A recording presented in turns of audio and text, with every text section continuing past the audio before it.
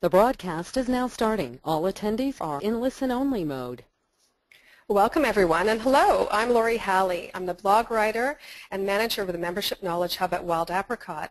Thanks for joining us today to learn about mission-driven volunteering. Just before everyone else logs in, we're waiting for a number of participants to sign in. I want to go over a few technical details for the webinar. We'll be recording this session, but all of you will be muted during the entire webinar. However, you'll see that in the control pane you have a question pane. If you have a technical problem, you can type us a note in the question pane and Lori Smith, our webinar manager, will respond. If you're having any trouble hearing us, make sure the audio on your computer is working. Use a headset or you can dial in using your phone with the numbers listed on this slide. We have a full agenda today, so we won't answer questions during the presentation, but feel free to note your questions in the question pane and we'll try to answer a few at the end of the session. We'll also capture your questions and the presenters will answer these in a blog post that we'll share with you in a follow-up email after the webinar. In addition, we'll be taking polls during the presentation. These will appear on your screen and you can participate by clicking the correct answer. So now we'll start the session and our recording, since hopefully most of you are ready to roll. For anyone who just joined us, I'm Lori Halley, manager of the Membership Knowledge Hub at Wild Apricot. This session is the first of our Wild Apricot Expert webinar. We've launched this webinar series because we've heard through our customers, in our surveys, and our advisory community that volunteers and staff at small membership organizations are looking for information on managing volunteers, engaging boards, member recruitment, and more. So we decided to find experts, like our presenters today, to provide insight, ideas, best practices, and tips through these webinars. We chose mission-driven volunteering as the first in our expert webinar series because we know that volunteers are essential to membership organizations. In fact, volunteers are actually leading many small organizations and managing day-to-day operations as well. And we also know from your answers to our survey in the registration form that many of you are struggling to recruit volunteers, especially younger participants. So we're thrilled that Elizabeth Weaver Engel and Peggy Hoffman have agreed to present this webinar to offer you some ideas, insight, and practical help. Elizabeth Weaver Engel, MA, CAE, is the CEO and Chief Strategist at Spark Consulting, LLC. Elizabeth has over 17 years of experience helping associations grow in membership, marketing, communications, public presence, and especially revenue, which is what Spark is all about. Elizabeth speaks and writes frequently on a variety of topics in association management. And when she's not helping associations grow, Elizabeth loves dancing, music, cooking, and blogging about the Philadelphia Eagles. Peggy Hoffman, CAE, is President of Mariner Management and Marketing. Peggy has more than 30 years working in associations and with member volunteers, and today leads an association management company which focuses on supporting volunteer leaders. Now we're going to switch presenters, and I'm going to pass the mic over to Elizabeth. Excellent. So there might be a bit of a delay here. All right, Elizabeth, take it away. Okay, excellent. And I now have control of the slides. Okay, so how did Peggy and I get here?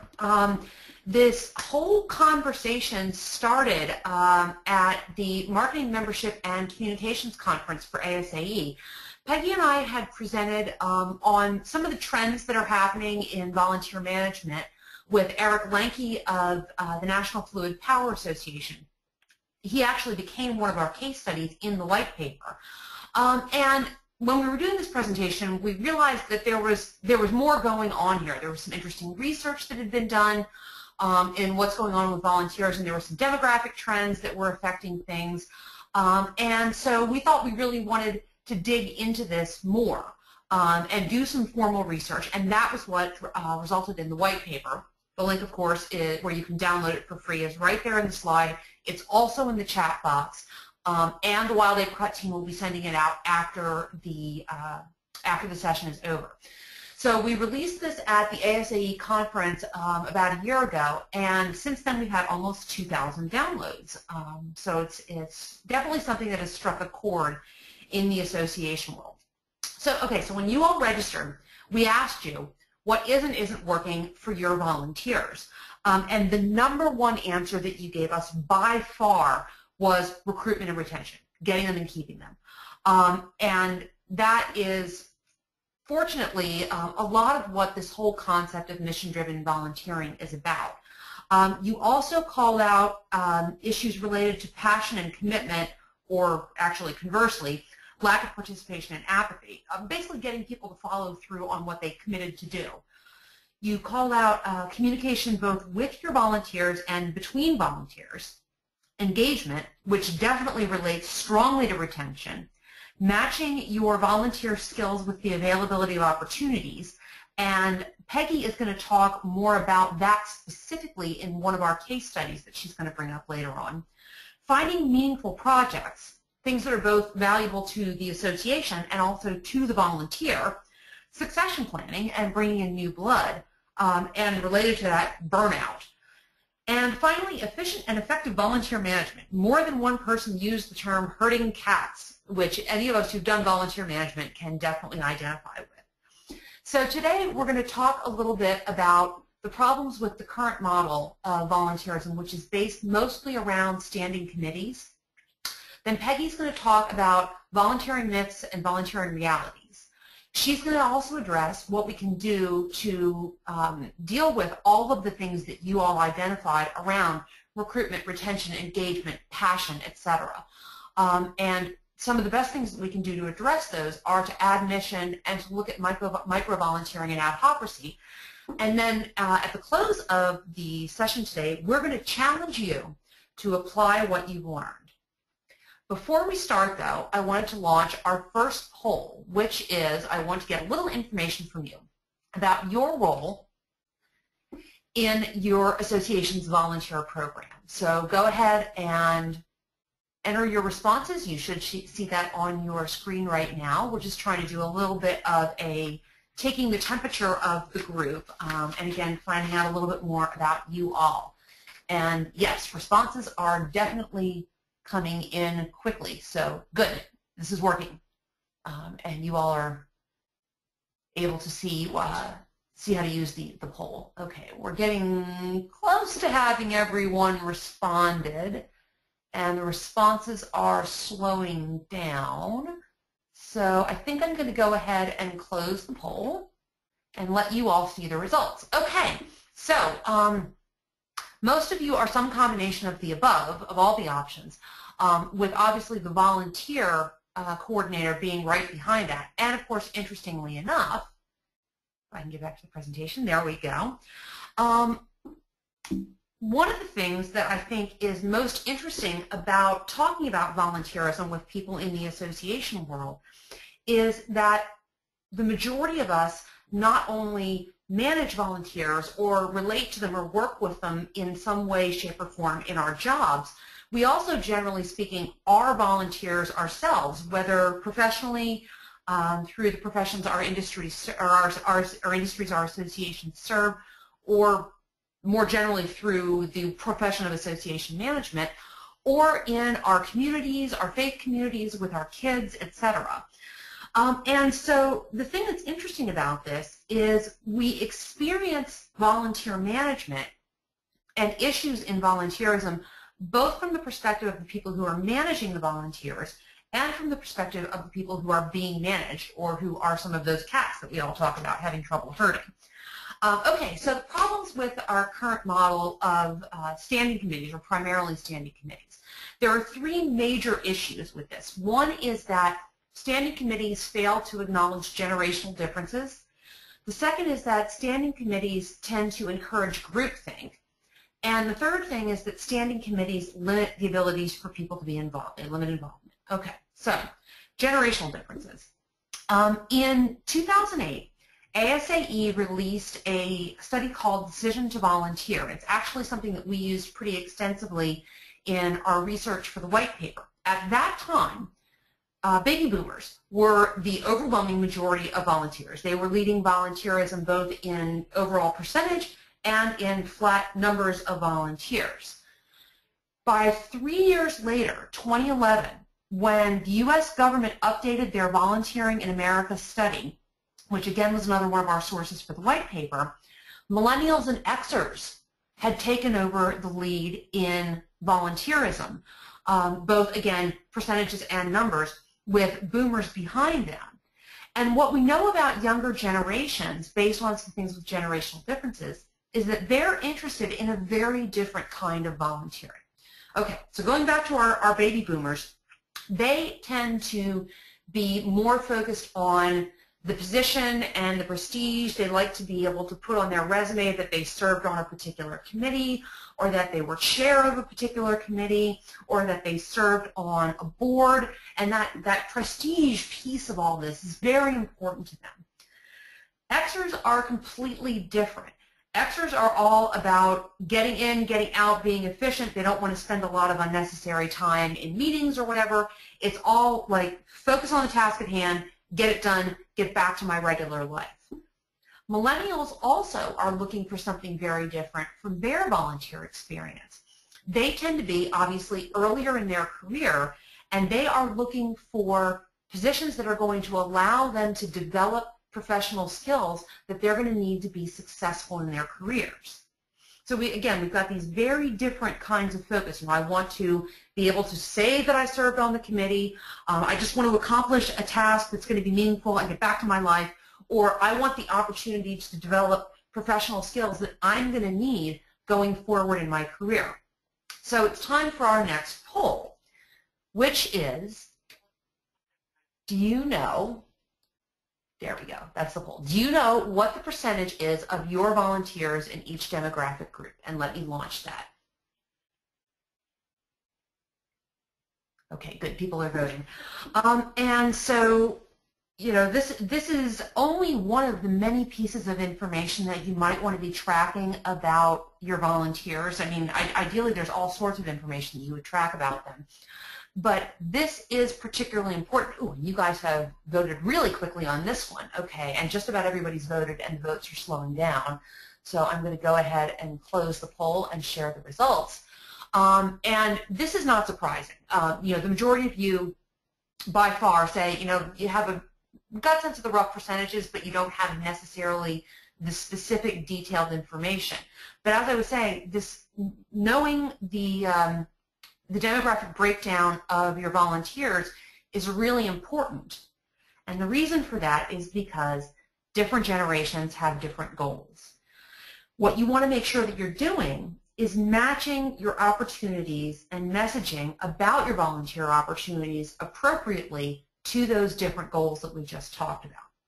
Okay, so the second reason that standing committees are problematic for associations is because of this entire concept of groupthink.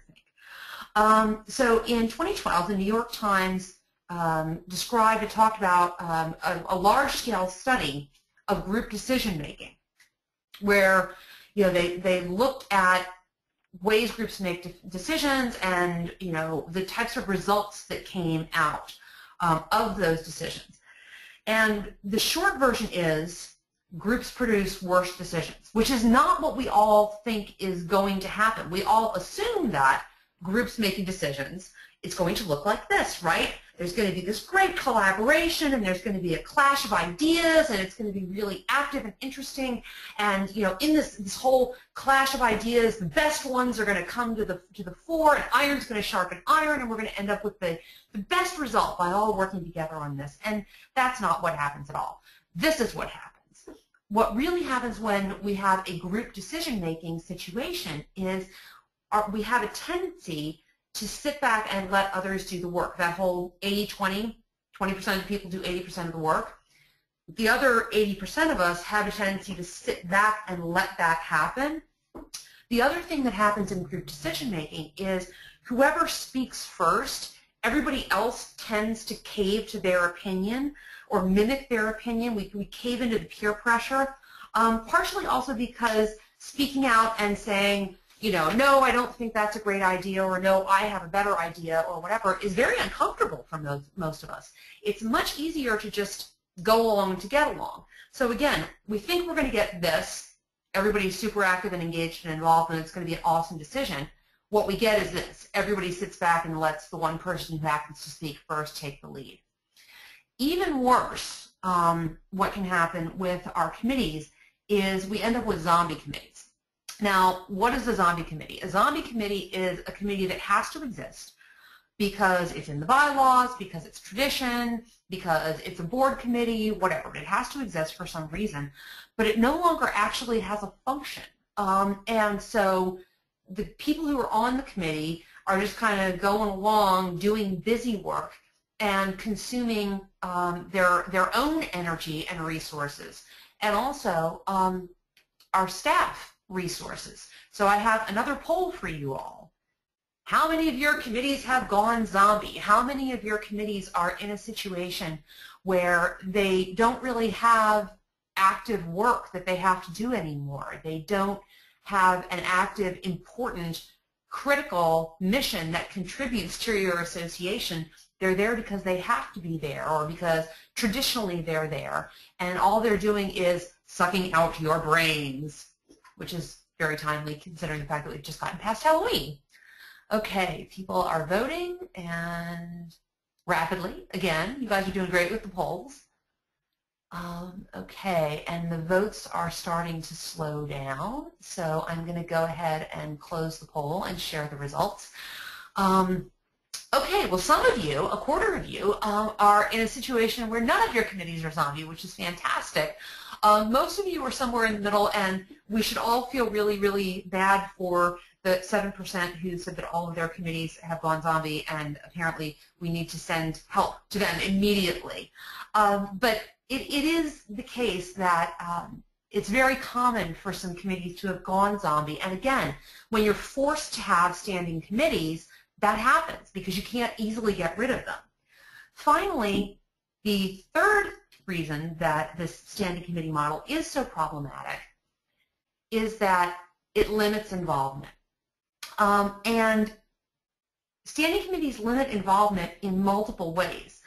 First of all, I mean, obviously, no matter how many people serve on your board, whether it's 10 or 100 or 1,000, and yes, I've actually heard of 1,000-person boards, which is a whole another can of worms that we can address on a different day, but it's never an infinite number of seats, no matter how many seats are around the table. It's always limited in some way.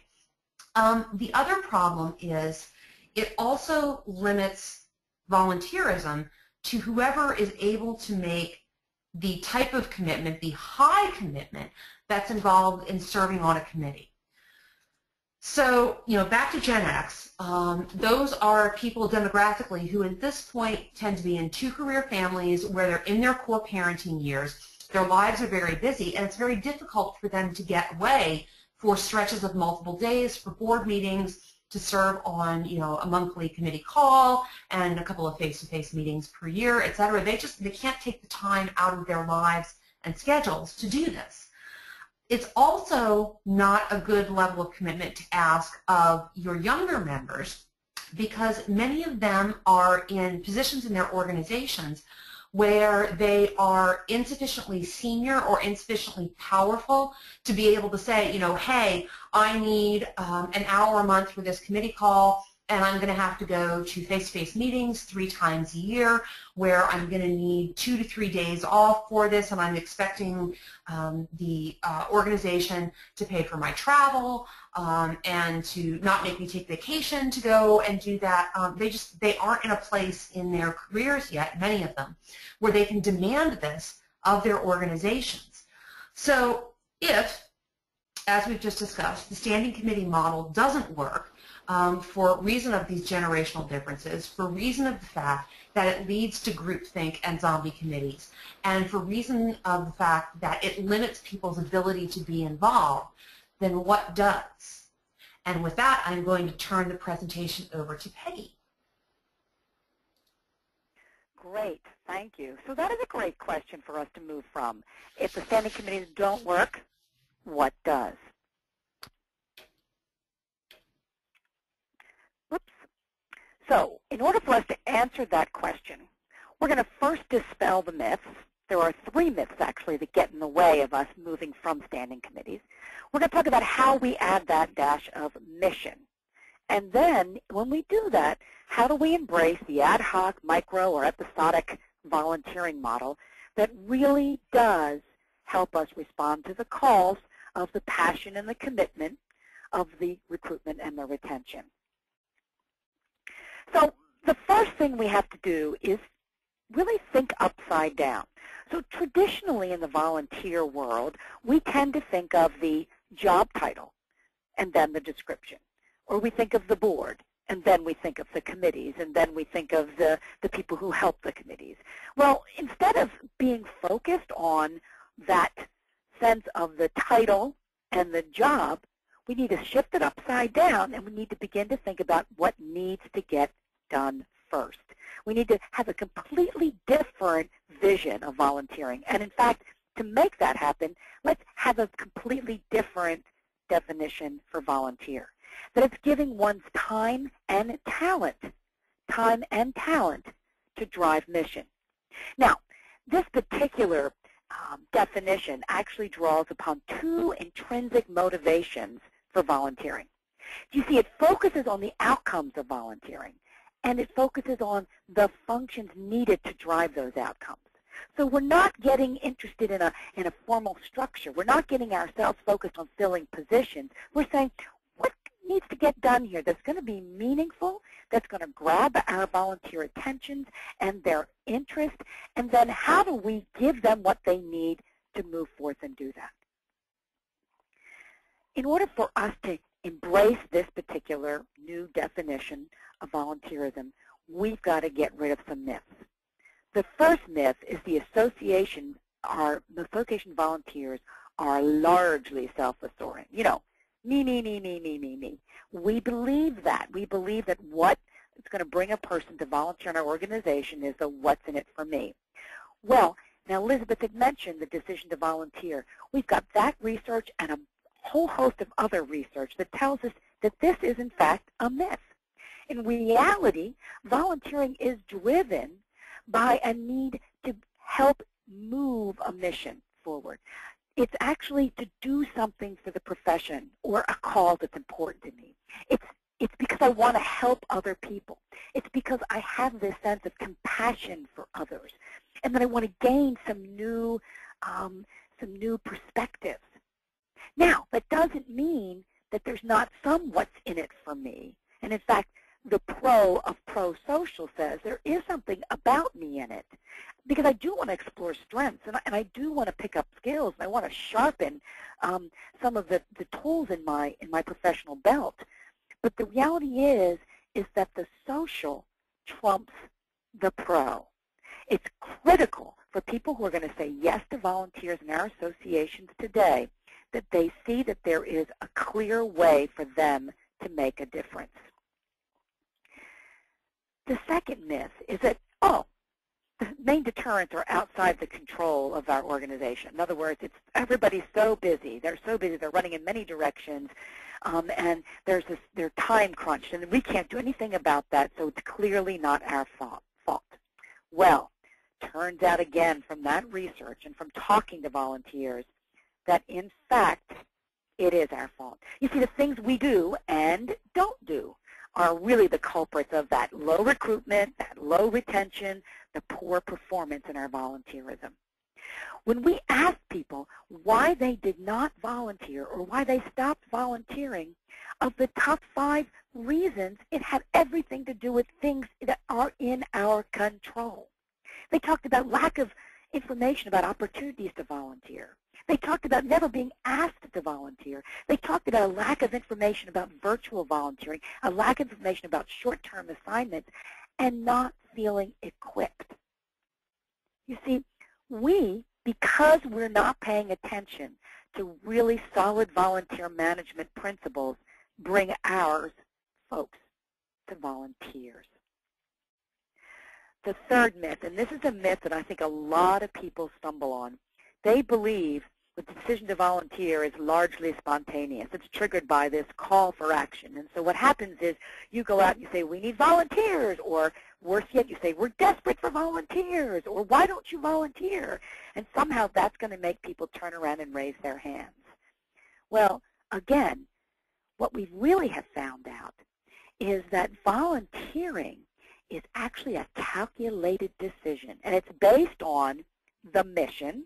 It's based on the timing, when do you need me, how much time do you need me, and the success factor, can I be successful in this? So in other words, if you want people to really look at your organization as a place where they can volunteer and will feel like the volunteering experience is worth their time and energy, you've got to both make that connection to the mission, and you've got to give them all the information that they need so that they can make that calculated decision in your favor. This is great to know what the 3 myths are, right? The question is, what do we do? How do we take off the handcuffs that are holding both us back and holding our volunteers back? Well, it starts by reimagining volunteerism.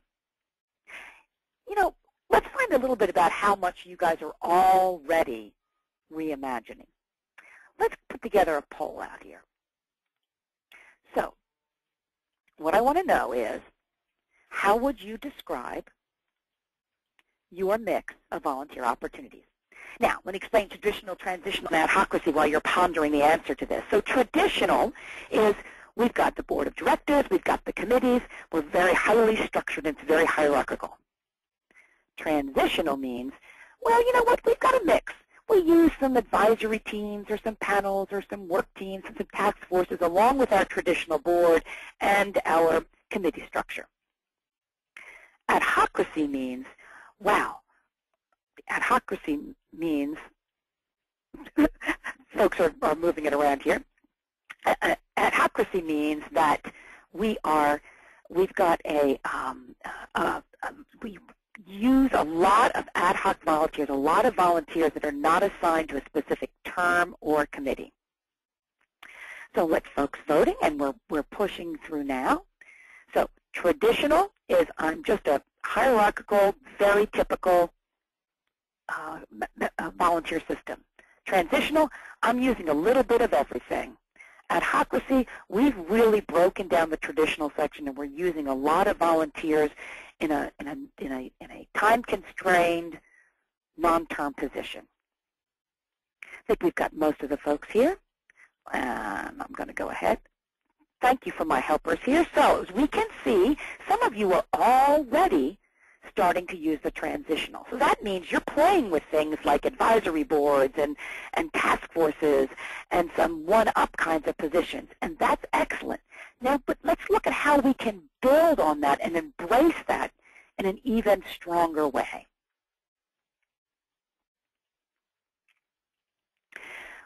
It's going to begin with us to begin to stop looking at titles and positions and begin looking at activities. Begin looking at the jobs people can do in our organization. Begin to look at what they're contributing. They're a reporter, they're a recorder, they're a promoter, they're a writer, they're a representative, they're a planner, a designer. All of these things are activities that they're doing that don't get messed up in, I'm going to be in the job for a certain period of time, or I have to be at so many meetings, but rather these are actions, activities. These are things I can do in the organization to make a difference. Now, if you take this concept and you put it into what I call the volunteer continuum, you begin to find a place in your organization for all kinds of volunteer opportunities.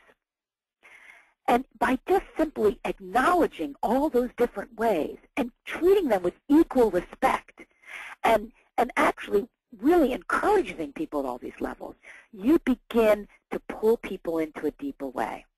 So the volunteer continuum is everything from the person who is getting your mail and your information, and they're reading it, and they're reviewing it, and they're consuming it. And in the consuming of it, they will ultimately, many, many times, if it's really good, relevant stuff, they begin to promote it. What does that mean? That means I'm going to share it. I'm going to like it. I'm going to mention it to other folks. Now, you can't underestimate the promoters in our organizations, because they're the people that really are the ones that get the talking about our organization. And they're the ones that actually endorse the organization in a way that gets people to look at us and gets people to come in our door and get involved. Then we begin to look at folks that begin to create. So in the consuming and the promoting, you might have people that are voting in your elections, or they're doing industry polls for you, or they're beginning to comment on blog posts, or they're beginning to rate products and services that you do. And then you can tap them and get them involved in beginning to write those blog posts, in beginning to help you put together that white paper, in beginning to help you design a workshop or a program. They begin to create for you. And then as they begin to create for you, it makes obvious sense then that they're going to want to get very much involved in where that creation goes and how it's used. And now they begin to serve. They begin to sit on some of those smaller, simpler advisory panels or task forces. And then they begin to say, yes, I'll take that year-long commitment. And then they'll go into governing, and they'll begin to be on your boards of directors or on your long-term volunteer positions. By looking at this as a continuum, you're honoring the fact that people move back and forth. You're not getting them on a moving walkway and taking them to the destination. Instead, you're allowing them to jump in and then jump back out again, to push in and do something they want to do and then take some time off. And by viewing all of this as volunteering, you begin to find ways to reward and recognize people, even if they're simply doing the election balloting or being involved in your industry surveying or being a true supporter on social media. And as you begin to really use this volunteer continuum, you begin to move people into a more substantive volunteer role. Now, how do we know this works? Well, the Decision to Volunteer told us.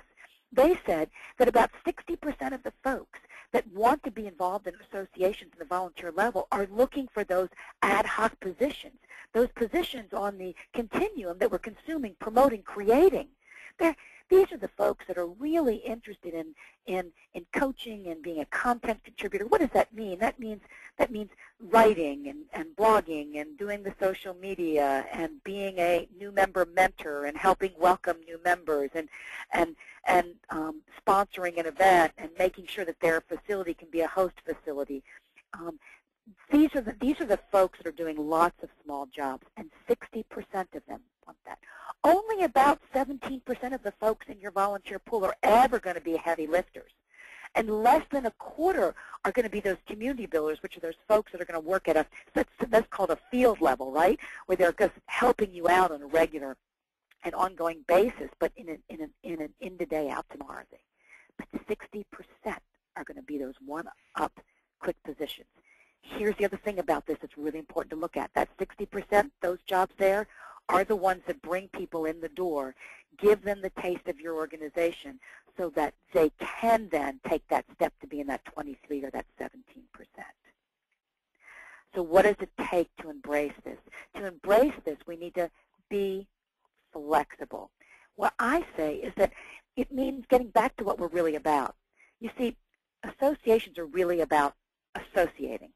Okay, we got involved in being product deliverers, and we got involved in being educators, and a lot of these, we began to see ourselves as an organization of the products and services we were giving, not organizations of people. Let's go back to understanding that we're about associating. That allows us to be flexible in how people connect to our organization. Then, as we're flexible and we build in some ad hoc and episodic volunteering and we lighten the load, we have to shift that motivation. Remember the motivation we talked about being pro-social? Right. We have to have the right motivations in place. That means we have to help people see that they can be part of the community, that they can get some professional development in the service to others. We've got to hit those three very important hot buttons that make our members want to engage more deeply in our organization. So what does all of this look like? So I love showing this next slide, and it's from our case study in our white paper from the Oncology Nursing Society. When you get the white paper and you read this remarkable story, you will see that this is all truly possible because the Oncology Nursing Society is a huge organization with thousands of volunteers, and they're growing, and they continue to grow even at a time when other associations have struggled. And it's because almost 15 years ago, they embraced on a shift from an organization that was very hierarchical in its volunteer structure to one that is very much an adhocracy. They went ahead and they cast getting involved in their organization on on a clock that shows you small, sort of medium, give me more time, throw yourself into the organization. And this is how they visualize this citizenship for its members. And if you look at this and you begin to read, you see a couple of other critical things about this. Besides the fact that right up there in that quadrant where your eye goes to are the small jobs, it gives them a sense of a position that's important. They're really helping you see the small jobs are just as important as the big jobs. They say it's time to get involved. They're not saying volunteer. They're saying get involved. You're a member. Find a way to dig deeper. So they're getting away from that V conversation into a conversation about engagement, involvement, and citizenship. Then when you read the information in the back corner, it says, we know you're busy, so we acknowledge right away that these are busy professionals. We encourage you to make time. And we talk, and then look at this, in bold, participating in the society will help you improve oncology, nursing, and patient care. Wow, bam, right to the mission, right? And then number of ways you get involved. And then you pick the one that fits your schedule. So we're not going to judge you for staying up in that first quadrant. This is very exciting, and here's the reason why it's worth embracing this. They went from 1 in about 20 of their members to be considered an engaged volunteer to 1 in 5. Now, can you imagine that? If you could take a lot of your folks that are barely engaging in your organization and help them find a place, see it as participating, getting involved, wouldn't you like that? So it's really, at this point, once you've really embraced this sense of adhocracy, once you've really begun to get the connection point to the motivation that's going to work, you've got to start marketing it a little bit differently. Let me show you a couple of ways that use technology to make it easy to volunteer while they're putting a marketing pitch around it. So I just collected a bunch of different opportunities. So the AADE is the Diabetes Educators. When you get onto their member site, they have this great big Get Involved. And they have, and this is a little snippet up there in the first corner. It says, Get Involved. Choose to be an active member. You can volunteer, contribute, influence, or support. Click here to start searching. And it takes you into a portal that lets you look for ways to get involved in the organization, ways that fit your time schedule, fit where you can volunteer, and fit how you want to volunteer. The New Jersey Society of CPAs they do a phenomenal job. Go to their website, but their Volunteer and Contribute does the same thing. And see how that first line, when they get involved in short-term products and assignments, get involved short-term projects and assignments. It feels like an easy lift. Okay? And they talk about contributing success. You learn new skills. You share knowledge. What's really neat about this is you can fill out a form on their site, and they will help you connect. I love what PMI, the Project Management Institute, does. They have a whole volunteer relationship management system. And I love this. Volunteering with us is easier than ever. Click here. And you create a volunteer profile, and you search for volunteer opportunities. And again, can you check that headline? Get involved.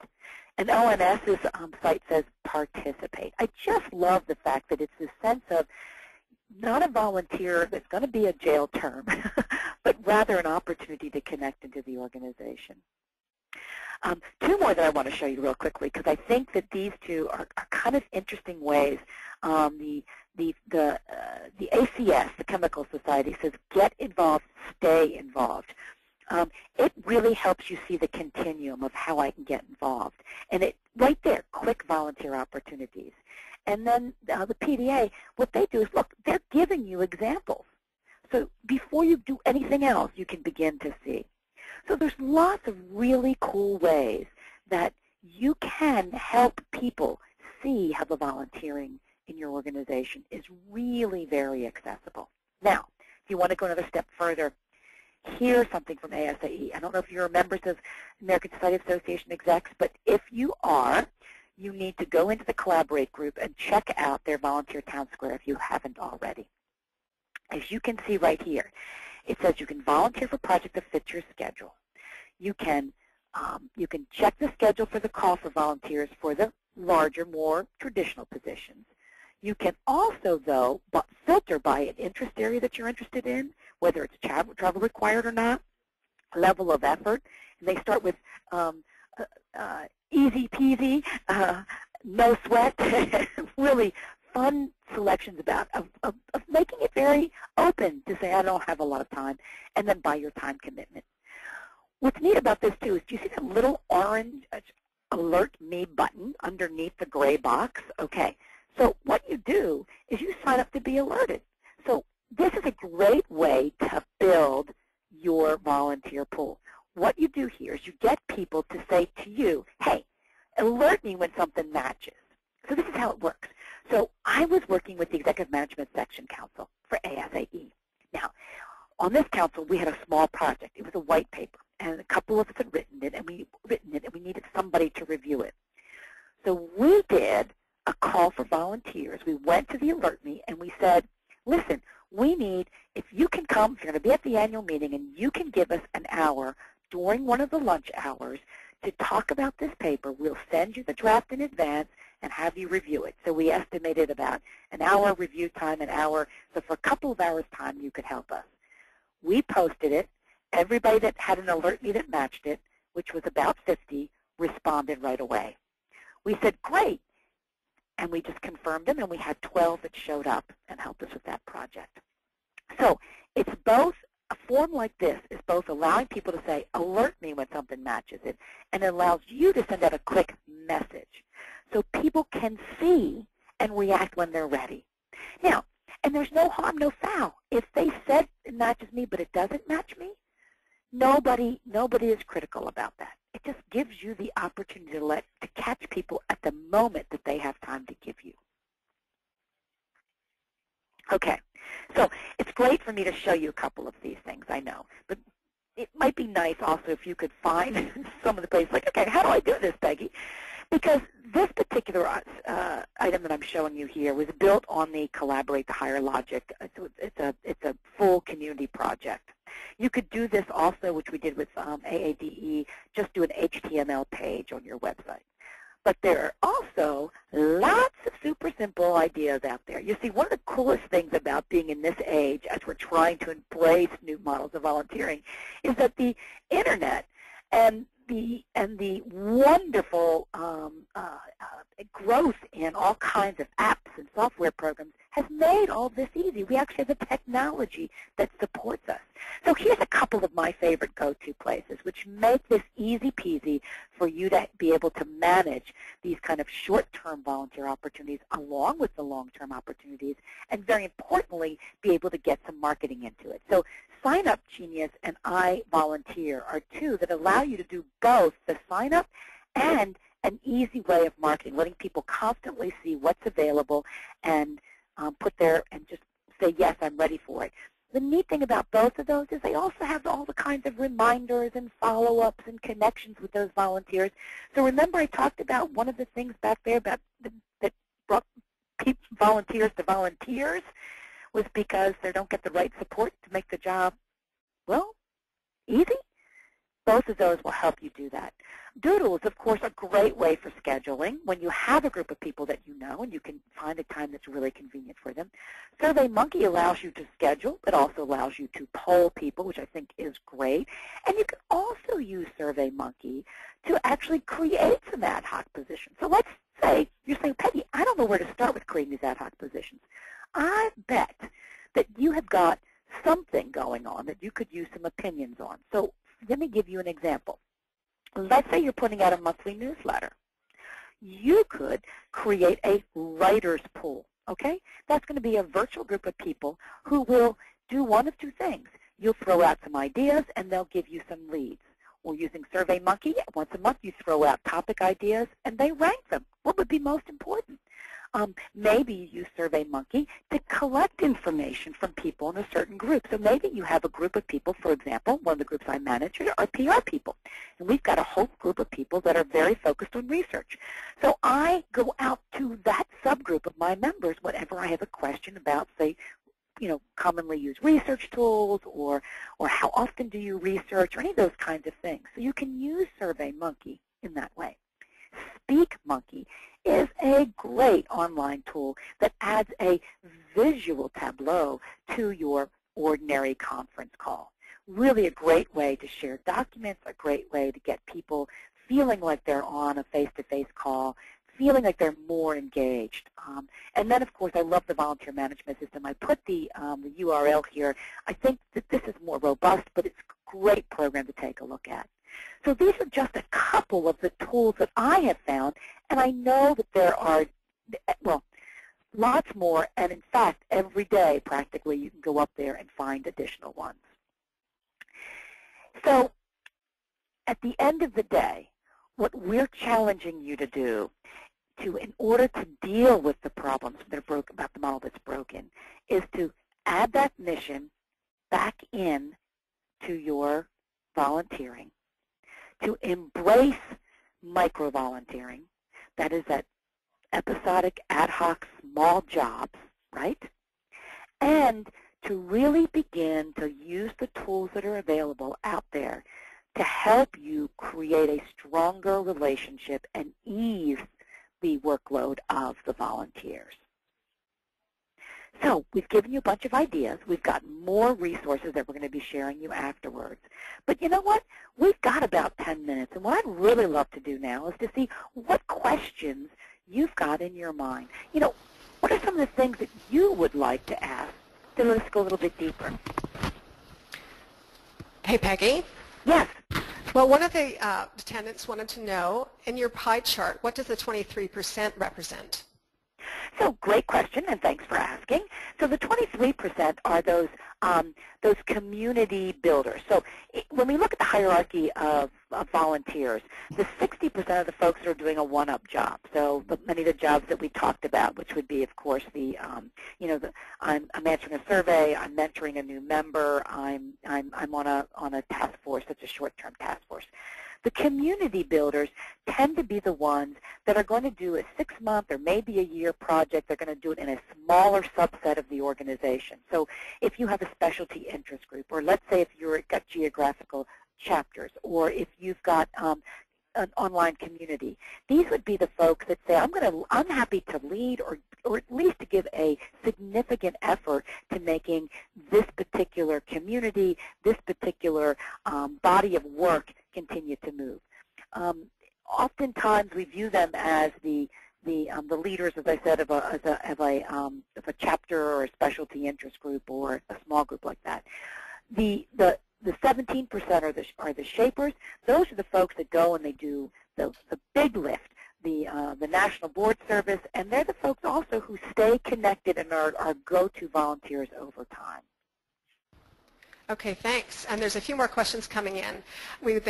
One of the panelists or participants want to know, what do you think about giving members some credit against their membership fees for working towards the association's objectives? You know, I spotted that in the run of questions, and I think it's a fascinating idea. I mean, certainly if that's something that your organization can accommodate from a revenue standpoint, I would say why not. Peggy, have you heard of anybody doing anything like that? Yes, actually, I've heard of, particularly when people get to the board level. There are organizations which will, in fact, if they serve a certain period of time, they will give them either a free membership for the following year or a lifetime membership. And then in some of my organizations, one of the organizations I used to belong to, you would get credits to cash in the next year. So I've seen it. I think it's very valuable. I think that the key to that is to make that one of many options. So in other words, remembering that our members are similar in the sense that they are all maybe of the same profession, but other than that, they're very different. So giving people different ways to be rewarded and recognized as volunteering and allowing them to choose the one that's meaningful really works for them. And I wholeheartedly think that for some people, it is going to be dollars, and when you can come back around and support them, I think that's a great thumbs up. Okay, great. Thank you. So another participant asked, we have a very small staff, hard to develop this. How do we entice volunteers to become the volunteer coordinator, or should this be a staff responsibility? Oh, I love that question, and let me jump right in. So first of all, I want to just make a comment. So Mariner Management is a 3-person association management company, and we manage 3 organizations. So, and that's in addition to the consulting. So I'm a very small staffed office, and there are times when I wonder, And yes, the volunteer coordinator, if you can get that position, if you can grab that person and connect them and let them be another member, absolutely, and I have seen this work tremendously well. In fact, we have gotten rid of the quote-unquote nominating committee, and we call it the talent pool. And it's really about getting people who will go out and meet members and welcome them in and ask them what kinds of things they like to do.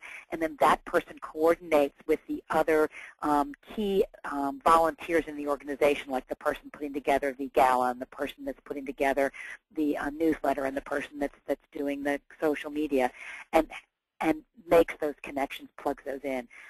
When you're a small staff organization, finding a volunteer that will do that is critical. This is also a tough position. Peggy, I definitely wanted to bring that up. You know, being a volunteer coordinator is obviously not a micro job. I mean, this is something that requires a pretty significant commitment. And that's part of the reason why, thinking back to that ONS clock model, that having an understanding of this is a minimal commitment, this is a little bit more of a commitment, this is even more of a commitment, this is a maximum commitment, is so important, because eagerness, you know, is great, but going back to the, you know, the issue that you all raised as problems that you have with your volunteers, one of the key problems is how do you actually get people to fulfill their commitments. And, you know, you might have somebody who's super eager and says, sure, I'd be willing to be the volunteer coordinator, but if you haven't already basically worked them through that kind of clock model or up a ladder of engagement, you're not going to know or be able to be confident that they're really going to follow through on that very significant commitment. And when you're asking people to make a significant commitment to a significant amount of work, it's extremely important that they follow through. So you basically want to give them an opportunity through some of those smaller scale jobs to prove themselves, that they're actually going to be able to say, yes, I will be your volunteer coordinator, and you can depend on me to fulfill that commitment. So, yeah, and just to sort of take another step forward, I think one of the things we have to remember, and going back to that volunteers slide, following good, solid volunteer management advice says that you are going to have a couple of heavy people that are going to lift heavy levels. Have a job description and allow them to see it in advance. Is a great way to make sure that you get that understanding commitment, and it's a great way to approach the whole volunteer recruitment process. Okay, ladies, let's take one more question, and it's what is the best way to solicit or engage volunteers? Emails, in person, or another idea? You make the personal ask. Yeah, the number one way people say that they volunteer, and this is in every volunteer survey out there, is the personal ask. And generally speaking, when we talk about what does the person think a personal ask is, it is really I am Peggy Hoffman, I pick up the phone, or I see you in person and I ask you. Email is a great way for people to say easily no. Or ignore it. Yes. I think, though, one of the things that is very underestimated is the member welcome. When you do a member welcome, and for those members that have been in for a while, do it at their renewal. At their renewal, if you can find, if your first step ever is just to simply find a couple of people who will do a welcome call, and in that welcome call, script them, and have them say to people, great, you know, why are you involved? What do you need to get out of this membership in the next 6 months, 8 months that will make your dues well worth the money? Then as they answer that question, you answer with not only how the organization has things that might help them do that, but more importantly, how their involvement deepens that. So, you know, for an example that I usually use is some people usually say, well, I really want to learn about X. For you to be able to say, that's great, by the way, we have this webinar or this meeting, but I'd love for you to get involved in this group discussion over here because you will learn this. You're getting people to to commit to being involved. And you can even say to them, great, if you go to this, and if you know someone really wants to go to that event, you go to this event. I'll tell you what, if you come back and you write something about it, you know, we'll give you a credit for the next event. Now you're bringing them in that door. So what I always say to people is it's a personal ask, but don't wait till you're looking for a volunteer. Find a way for that personal ask to happen in the course of a full onboarding for all of your members. So ladies, do you think we have time for one more question? Sure. Certainly. Okay. How do you overcome pre-existing ideas or stuck-in-the-mud attitudes of volunteers when you are new to a committee, or a new committee leader, sorry? You know, one of the whole issues with any of this stuff that's new for people and can be a little bit scary is to ask if it's okay to try a small-scale test. So, you know, don't walk in saying, we're going to completely change this committee, and this is no longer a committee, we're now a task force, and all of you are not committee members, you're task force members. No, that's too much for people all at once. Say, you know, hey, one thing I'd like to try in our committee this year is to take one of our projects, something that's fairly small scale, and see if we can get some people outside the committee engaged in helping us with it. And see if you can get agreement to try that. We're hoping that they'll say yes, of course, and we're also, you know, hoping and anticipating that you'll experience success. Nothing persuades people that a new idea is good better than success of that new idea. And I'll jump in and build on that a little bit. When I get started in a new committee, and in fact this happened a year ago, one of the things that we did was I said, you know, our mission is to do at least one new thing this year. So I wasn't saying, you know, we're not going to do some of the old stuck-in-the-mud ideas, but I challenged the group to do something new. What helps doing that is if the board said to all of the committee chairs, if you've got that kind of a structure, or to all of the project chairs or all the team leaders, and the board said, you know what, this year our mission is for every group to have something different on their agenda that moves the mission. It's that kind of a challenge across the system that helps you get over the couple of logs in the middle of the system. All righty. So I think, did you ladies want to take another question, or do you want to wrap up your part of the presentation? Well, I do want to answer. One person did ask the question, do we have a welcome call script? And we can certainly get one out to them, because I have one. Okay, great. So I think you had some questions you wanted to ask. Yes, there are a few things that we want to pose to you all as questions to leave you with as we are wrapping up the webinar. Peg, do you want to advance the slide? There we go. Okay, so these are some questions for you to think about, again, as you're heading off into the rest of your day and the rest of your week. You know, obviously, one is, what are you doing to discover and accommodate those Gen X and millennial volunteer preferences, those different generations, different goals, different preferences? What are you doing there? One is, what are you doing to accommodate online or virtual volunteering? And finally, will you experiment with adhocracy and task forces in lieu of committees? But most importantly, Peggy? I'm trying. There you go. What will you do differently tomorrow? One thing that happens to all of us when we go to presentations, whether it's a webinar or it's an in-person event or whatever, is, you know, we get all excited about all these interesting things that we've heard, and that's all groovy, you know, and new ideas for the sake of new ideas, it's fun and inspiring. But it's really easy to get caught up in the day-to-day and not actually do anything with what it is that got us all excited and jazzed up. So Peggy and I want to challenge everybody who's on the webinar today to pick one thing from today's webinar that you liked, that you thought was interesting or different, that you're actually going to do differently tomorrow as a result of what we've talked about today. And when you've decided that, keep in touch. If you would like to have one of us get back to you and check to see how you're doing on that new idea or concept that you're trying, just send it to one of us.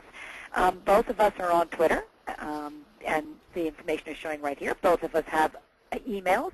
We do both. We We appreciate emails. We appreciate DMs for Twitter, and you can even call us. And either one of us would be more than happy to help you accomplish doing your one new thing that you're going to do. Fantastic. No, go ahead. I was going to say we've got some additional resources which we'll be sending out to you, and I'll take us to our final slide for today. Right, and that's my cue to say thank you so much, Peggy and Elizabeth, for some amazing inspiration and ideas. And I just want to remind all the webinar participants that we've captured all of your questions that we didn't have answered, and Peggy and Elizabeth have agreed to answer these in a blog post that we'll publish and share with you in a follow-up email. And we just wanted to remind you that this webinar was brought to you by Apricot. We're providers of web-based membership management software for associations, clubs, and nonprofits. And if you're not a Apricot customer, check us out at www.wildapricot.com. And stay tuned for more Apricot expert webinars, which we'll announce on our blog post. So thank you so much, everyone, and thanks to our presenters. That's been a great and very inspiring webinar. Thanks so much. Take care.